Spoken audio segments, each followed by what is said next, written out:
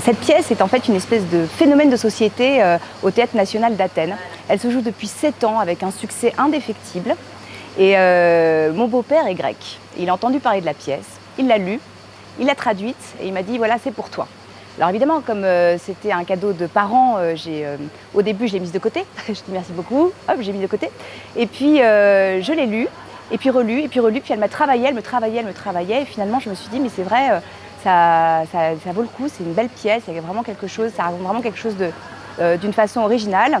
Et je l'ai soumis au Théâtre de la Huchette, où je suis par ailleurs sociétaire, où je joue la leçon régulièrement.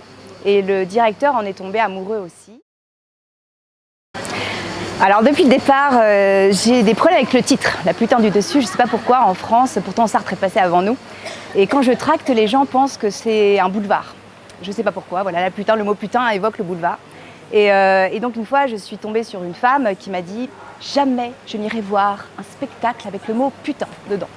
Alors je dis « Mais vous savez, madame, Sartre est passé avant nous. Et puis c'est une pièce qui parle aussi de ça, de la facilité avec laquelle les femmes se font traiter de putain. Et j'étais très lancée, j'étais très remontée, je parle pendant 5 minutes. Et au bout de 5 minutes, la dame me dit « Madame, vous en parlez très bien, mais je ne viendrai pas ».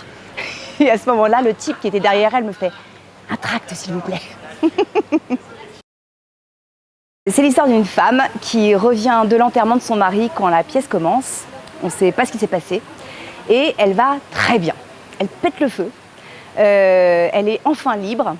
Et elle a vécu en fait un calvaire avec cet homme. Elle raconte au public son histoire. Mais comme elle va très bien, elle parle avec une forme d'humour absolument féroce, une ironie mordante de son tragique destin avec son mari.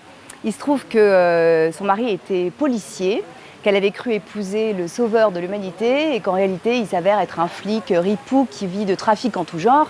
Et c'est lui notamment qui avait installé une prostituée au-dessus de chez eux. Voilà, pour vous dire un peu le genre de bonhomme, d'où le titre du spectacle, La Putain du Dessus.